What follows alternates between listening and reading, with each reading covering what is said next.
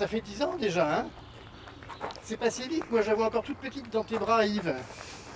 Oui, écoute, ça m'a fait un petit choc quand tu m'as demandé de parler de la FMGH en me disant que ça fait 10 ans. Je pense pas que j'avais tous ces cheveux gris à l'époque. Moi, je devais déjà les avoir, mais Et vous avez prévu un truc pour son anniversaire ou comment ça se passe? Vous avez réfléchi, les gars? on s'est dit que ce serait bien de faire un petit film. Ah oui, ce serait cool ça. Ça serait une bonne idée. Hein. Genre 80 un couffin, c'est ça? Oui, mais où est le couffin? Le couffin, c'est la FMGH, je Mais pense. voilà. Elle a grandi, hein. Elle a On grandi, s'en ça fait va plus être- de couffin. On s'est quand Ça même un tient peu penché plus. sur son perso malgré tout. Oui, mais enfin là, j'ai l'impression qu'il faut un lit de place au minimum. Pour la paternité, il n'y a pas de doute, hein, c'est toi, Yves. Oui. Quand même, malgré tout, on s'en est occupé de cette petite. Hein. Oui, c'est visiblement une des choses qui a survécu à toutes les pérégrinations de ce magnifique plateau.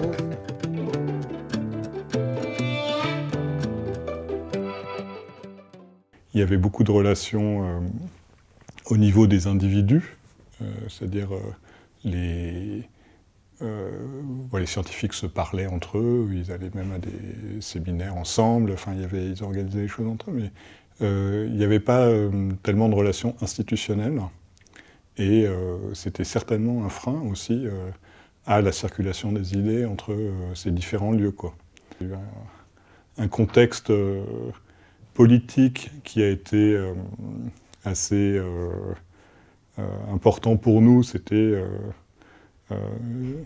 la conjonction, je dirais, de deux choses. Hein. C'était d'une part le gouvernement commençait à mettre en place des structures type fondation, et d'autre part, Paris Sud enchaînait un certain nombre de succès par des prix internationaux, 3 puis 4 médailles Fields sur Paris Sud.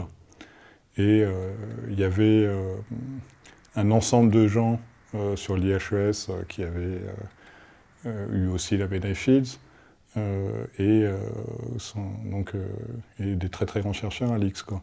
Et dans ce contexte, les matheux ont commencé à réfléchir à qu'est-ce que serait un outil collaboratif entre les institutions du coin qui rendrait vraiment service à la communauté, et on se posait la question quelles étaient les missions les plus importantes qu'on voudrait remplir.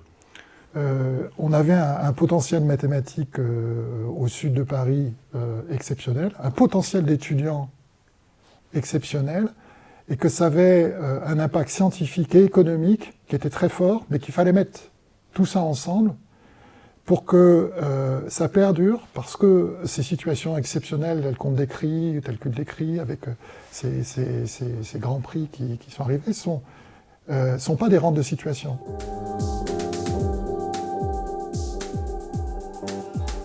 Un certain nombre d'acteurs participent tous les mois et demi à des réunions de COPIL de la FMGH, où les actions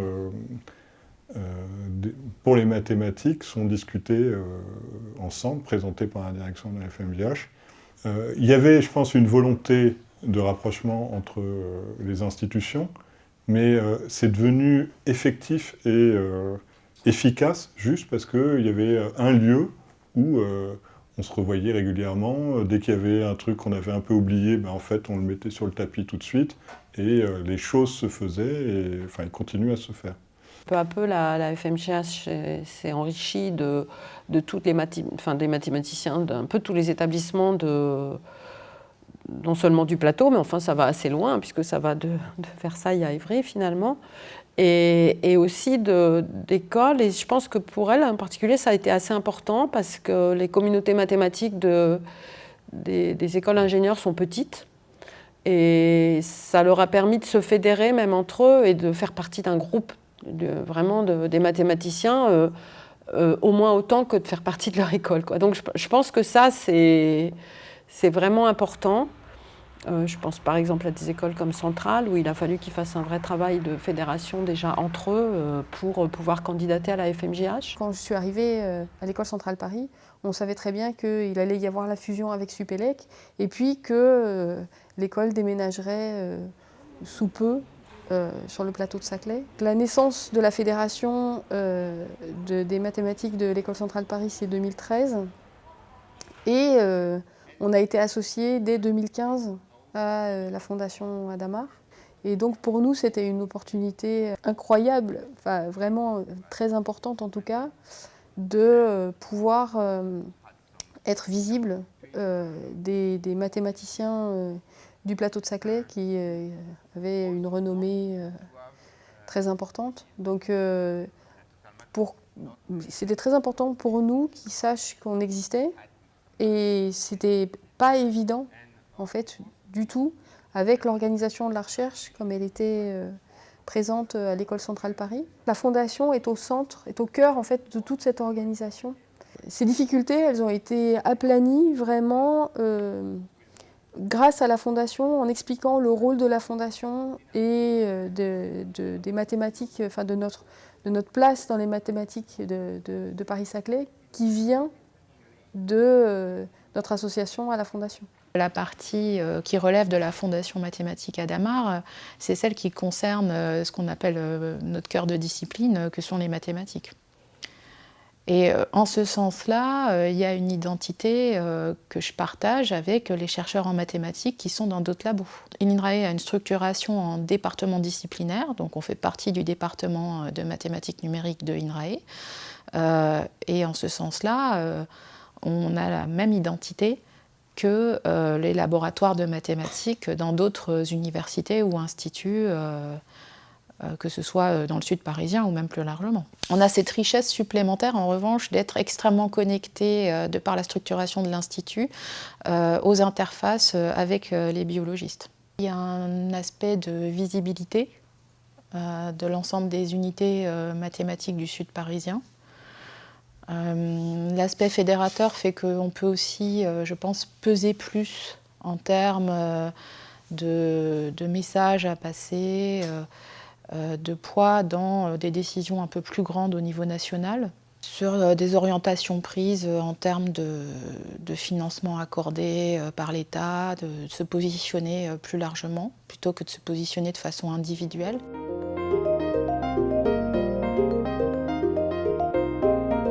Le cœur de l'action pour nous, ça a été de se dire qu'il faut faire venir des gens au niveau de ce qu'on appelle maintenant M1, M2. Donc leur donner des bourses pour arriver à ce moment, les sélectionner mondialement au meilleur niveau, et qu'une fois que ces bourses, que ces gens sont là, ils soient le vivier naturel pour faire les thèses avec le potentiel d'encadrant qu'on avait et qu'on a toujours. Et cette histoire d'ouverture internationale et brassage, je pense que c'est absolument fondamental. Ce côté donc de triple ouverture finalement internationale, scientifique, les maths au cœur des sciences, et d'impact économique, je pense que c'est cet équilibre-là qui est très difficile à tenir et que je dois avouer qui a été tenu par la Fondation depuis ces dernières années de façon impressionnante par les directeurs successifs et les équipes successives. I'm from Russia, and for me it would have been impossible to go and study to Europe without any financial help. And well, this is what Fondation Jacques Hadamard provided. And the second aspect is the help they gave me with all the administration procedures, with settling here a little bit, because when I came here, I didn't speak French at all. And this is, I mean, yeah, you probably imagine what it is like to come to France and try to live here without knowing the language at all. It's, yeah, lots of people left and told me, yeah, you know, that's a little bit extreme. So first thing, without their help, I can't imagine how I would have gone through all these administration procedures with subscribing to the university and everything, because everything is in French. For the first month, I had some simple simple everyday questions like, can you please print something to me or something like this, and the secretary, they would always help. They also, this is very cute, they provide you with a little housing kit, then you come here just to install, so you are not buying your pillows, plates, I don't know, simple stuff like this, which you really need when you just come to this empty dormitory rooms. So yeah, I think they've really thought it through what students need when they come here. Yeah, and this is wonderful. Donc c'est quand j'étais étudiant en M1 à l'Université Paris Diderot à l'époque, qu'un de mes chargés de TD au début du deuxième semestre, c'était Thomas Lazare, qui est à l'ENS Paris-Saclay, qui est venu me voir et qui m'a dit qu'il se montait une fondation de mathématiques au niveau d'Orsay et aux alentours, et qui finançait notamment des bourses de M2 si je voulais aller continuer mon M2 là-bas. Et j'ai postulé sans trop me poser de questions, et ça a marché. C'est le début de la fondation, elle se montait. J'ai pas vraiment eu l'impression d'essuyer les plâtres. Dès le début, ça marchait assez bien. J'ai l'impression qu'il savait déjà y faire. La Fondation Jacques Hadamard, en fait, joue un rôle très important dans mon parcours de master. Donc au début, avant d'avoir la bourse, je savais que c'était un soutien financier. Mais en fait, ça nous apporte beaucoup plus de choses que ça. On peut prendre des cours en dehors d'instituts de mathématiques d'Orsay. Par exemple, on peut aller prendre des cours à l'IX, à Centrale ou à Paris, à Jussieu. Donc la FMJH nous désigne un mentor. Donc c'est un enseignant-chercheur du labo avec qui on peut discuter régulièrement, qui peut nous donner des conseils sur le choix des cours, parce que justement on a beaucoup de choix. First, I finished my bachelor in Ecuador, and then, thanks to the foundation, I was able to come here to continue my studies in France. And my first year, I made it in Evry. And as I said, I chose it because it's pretty general, so a lot of things that I can pick, and I can decide what I want to do in the future. Then that year, I decided that I wanted to do probabilities. And lucky for me, there is a master here in Orsay, where I'm studying now. Mathematics of randomness, which is specialized in probabilities. So after studying in Evry, I went here, and it wasn't really difficult to make the change of university. Pour les primo-arrivants, la FMJH leur propose aussi un tuteur. Un tuteur, c'est différent d'un mentor. Un tuteur, c'est un ancien FMJH qui est toujours à Paris-Saclay, donc qui connaît bien les démarches et la vie autour de Paris-Saclay. Le but, c'est de, par exemple, avant qu'ils arrivent en France, on leur répond les questions sur le logement, sur l'inscription administrative et le plus important, sur le choix de resto. Il y a un autre aspect, c'est aussi celui de s'occuper de nos doctorants. Ils ont besoin de se projeter à l'international, et pour ça, la Fondation les incite à faire des séjours de plusieurs mois pendant leur doctorat dans des laboratoires à l'étranger ou dans des instituts d'échanges internationaux, et leur apporte un soutien financier. Ça s'appelle le programme Visibilité Scientifique Junior, qui est piloté actuellement par Thomas Alazard. En matière d'international, il faut toujours qu'il y ait une réciprocité, et donc le programme est aussi ouvert à une mobilité de doctorants à l'étranger pour qu'ils viennent passer plusieurs mois chez nous. Ça concerne aussi les postdoctorantes et postdoctorants. Dans leur cas, il y a même un besoin de se faire connaître. Pour cela, on leur propose de prendre des initiatives d'animation scientifique. Ça fait aussi partie de ce programme Visibilité Scientifique Junior.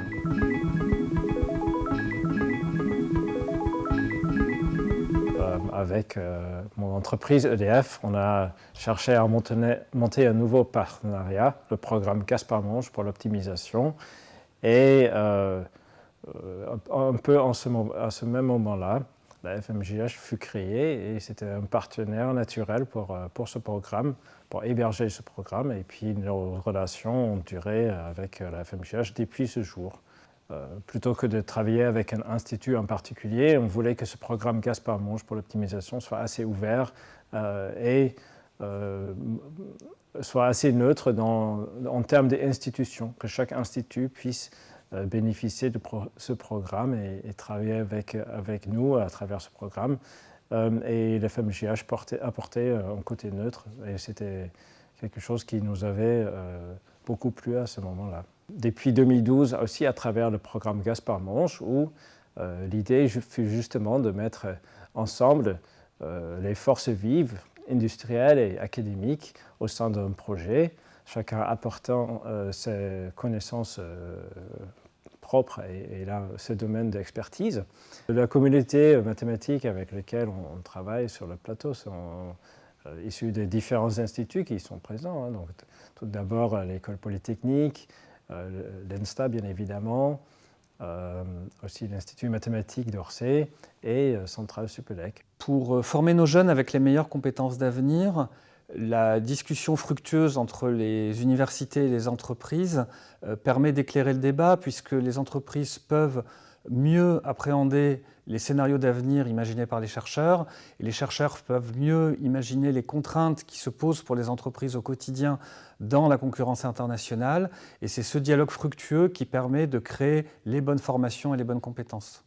Pour permettre aux étudiants qui suivent des études de mathématiques d'être sensibilisés aux questions qui peuvent apparaître dans le monde de l'entreprise, la FMJH a mis en place le programme MathTech.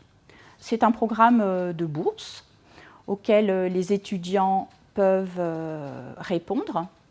Et ce programme MathTech permet à des étudiants en césure de suivre la formation Digital Tech Year de Centrale Supélec qui a été développée par Renaud Monet. Ce programme de formation que nous avons créé en 2015, qui s'appelle la Digital Tech Year, est ouvert aux étudiants de grandes écoles et d'universités. Nous les formons pendant 1 an aux technologies numériques par le biais de projets que nous faisons avec les entreprises et donc de vrais projets qui visent à résoudre des problématiques de terrain, aussi bien en entreprise que dans des institutions, des hôpitaux, des ministères, des start-up également.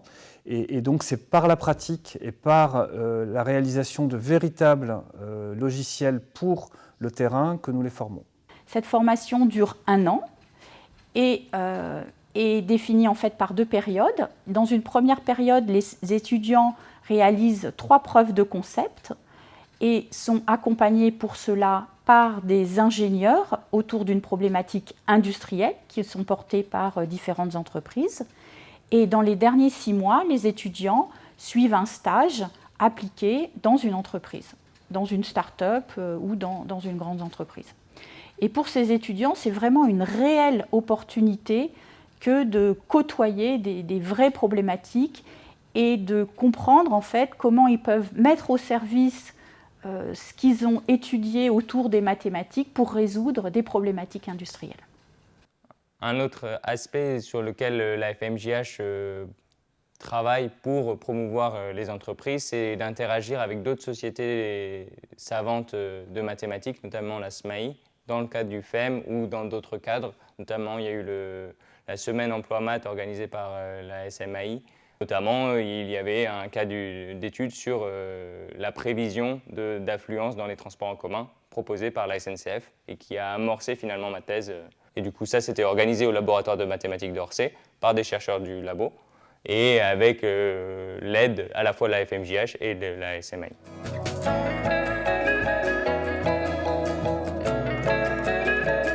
Alors, il y a eu aussi, bon ça me concerne particulièrement, mais un vrai intérêt à développer des liens entre mathématiques et biologie. Donc Pascal Massard, qui était déjà très actif à l'époque, était assez motivé par ça. Et donc il nous a suggéré, enfin, surtout avec Christophe Giraud, de développer un master maths et sciences du vivant, là, qui commence à bien marcher maintenant. et donc qui a été un peu initié au même moment que la structure en LABEX en fait. Oui, je crois que ce master, c'est vraiment un élément concret de formation qui est apparu grâce aux moyens qui nous ont été donnés, et c'est quelque chose auquel on tenait. Hein. Moi aussi, j'ai participé à l'époque où j'étais ici. Et moi, j'ai toujours trouvé que ça marchait très bien. De mon point de vue, hein, ce master, c'est une belle réussite. J'ai fait une formation de mathématiques pure, fondamentale. Et après mon M2 pour l'enseignement, j'ai voulu apprendre de nouvelles mathématiques qui étaient des mathématiques plus appliquées. Et on proposait une formation mathématique pour les sciences du vivant. Et je me suis dit que la biologie m'avait plu quand j'étais au lycée et que je me suis dit pourquoi pas refaire un peu de biologie et d'apprendre des mathématiques plus appliquées pour les appliquer à la biologie. Et donc c'est comme ça que je me suis retrouvée à faire ce M2 qui ensuite m'a permis de rencontrer des enseignants-chercheurs et des chercheurs qui étaient un peu au milieu des deux mondes. Et c'est comme ça que j'ai trouvé ma thèse aujourd'hui. Il était vraiment au cœur du master d'avoir à la fois des cours de mathématiques très théoriques et des cours de biologie, ce qui nous donnait vraiment les compétences pour comprendre les mathématiques appliquées à la biologie, pourquoi on a besoin de mathématiques, mais aussi pourquoi il faut connaître un minimum de biologie pour vraiment pouvoir parler avec des praticiens. Il avait un séminaire très intéressant où un praticien venait nous exposer une de ses questions actuelles et comment il avait besoin d'outils mathématiques et par exemple des outils statistiques pour répondre à cette question. Alors la FMJH, elle intervient avec moi depuis le début de ma thèse puisque c'est la FMJH qui finance mes 3 années de doctorat avec le LABEX particulier LMH Maths pour les sciences du vivant. Qui est du coup un financement fléché pour justement les mathématiques pour les sciences du vivant. Quand on est recruté comme chercheur à INRAE, on est recruté par rapport à des compétences disciplinaires. Donc moi j'ai été recrutée dans le département mathématiques et numériques pour mes compétences en mathématiques. Après, ce qui nous est demandé, c'est de développer notre recherche disciplinaire au service des recherches de l'Institut. Donc pour INRAE, c'est des recherches qui vont vers l'alimentation, l'agriculture et l'environnement. Donc on est extrêmement connecté au niveau des interfaces avec nos collègues, on va dire biologistes globalement dans l'Institut. Et il nous est demandé de développer notre recherche mathématique en vue d'applications finalisées sur les thématiques de l'Institut. I decided to come and study here because it's a fantastic opportunity for me. To be in a foreign culture, to be learning a new language is not an opportunity that many mathematicians get. And learning French has been something I've want to improve upon and do more of. I've wanted to do that for some time. And also the course is a fantastic opportunity for me because it means I can explore all of my interests, mathematics and computer science, within the same course and be in a fantastic place. Il y a également d'autres interfaces qui sont apparues comme particulièrement intéressantes. Je voudrais citer en particulier l'interface entre maths et physique théorique. Et là, on a pu profiter en particulier de la présence du CEA sur le plateau, hein, qui est un énorme centre où il y a beaucoup de physiciens théoriciens. On peut ajouter également l'interface avec l'ingénierie. Alors, il y a beaucoup d'écoles d'ingénieurs sur le plateau. Donc, on a beaucoup d'étudiants qui peuvent être intéressés par cette interface, mais il y a également beaucoup d'enseignants-chercheurs et de chercheurs qui travaillent autour de ces questions. Oui, donc il y a une thématique qui s'est, alors depuis ton départ, beaucoup développée récemment, enfin associée à l'ingénierie, mais c'est tout ce qui est intelligence artificielle aussi, donc il y a beaucoup de statisticiens qui ont été recrutés. La Fondation s'adresse principalement aux jeunes, des jeunes étudiants, mais même bien avant. Elle s'adresse à des publics à partir de l'école élémentaire et même vraiment très jeunes. Les troupes de théâtre, des fois, s'adressent à des enfants même d'âge maternel et arrivent à leur parler de mathématiques. Donc ça se passe pour les plus jeunes publics à une échelle régionale, le sud de l'Île-de-France. Mais quand on s'adresse à nos étudiants plus avancés, de master par exemple, Là, on va les chercher dans le monde entier. Parmi toutes les choses que l'on peut faire ici au laboratoire, donc que ce soit les étudiants en master, les étudiants en thèse, des actions de médiation, des postdocs, des activités scientifiques de type séminaire, destinées aux étudiants ou aux personnes d'un âge plus mûr, disons, mathématiquement.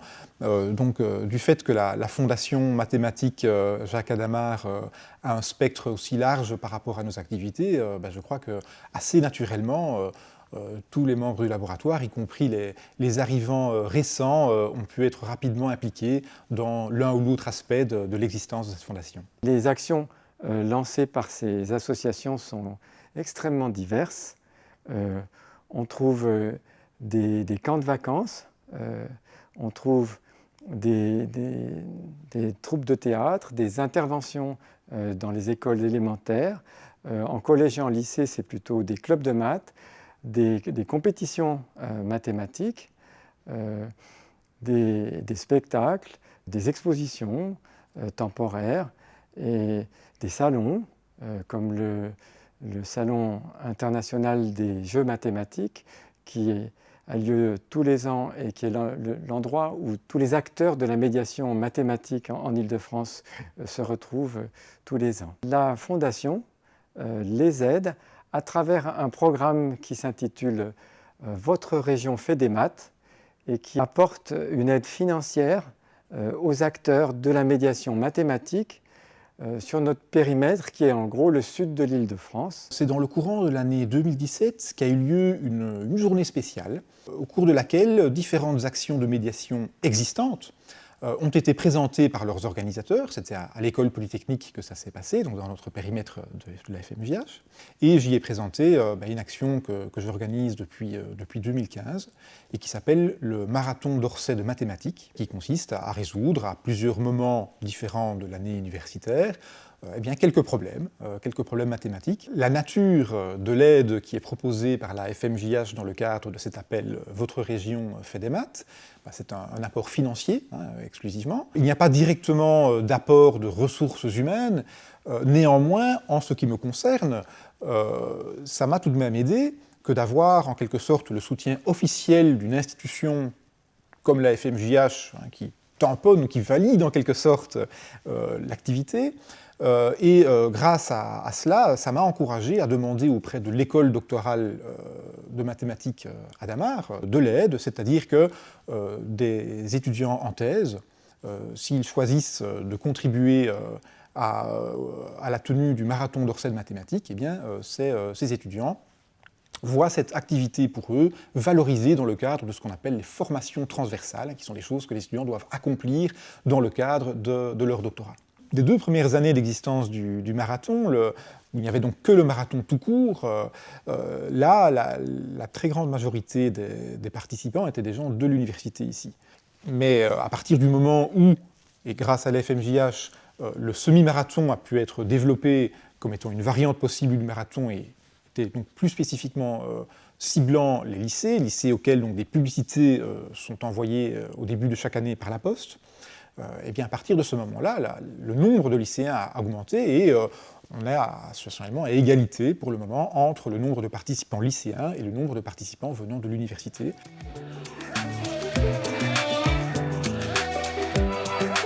Ce qui est possible aussi avec une construction comme Paris-Saclay et ce qu'on essaye de montrer de plus en plus, c'est qu'un docteur formé même en mathématiques dites fondamentales a tout à fait sa place dans le processus créatif utile au monde industriel.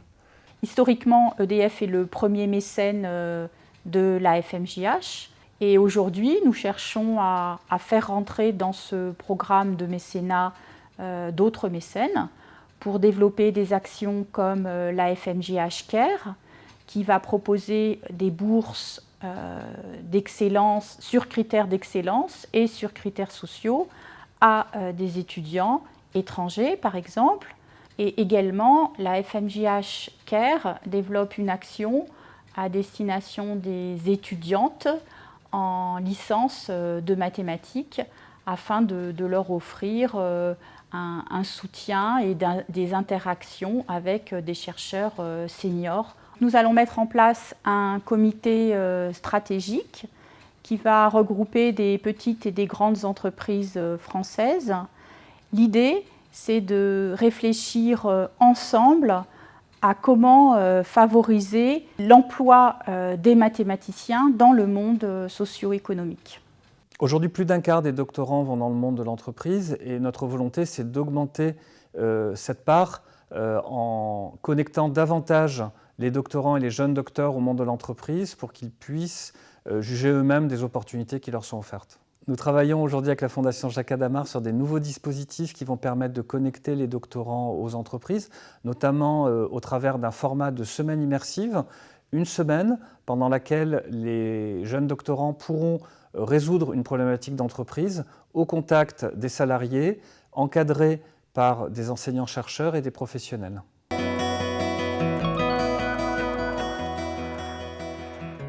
Donc il y a des complémentarités qui sont très fortes.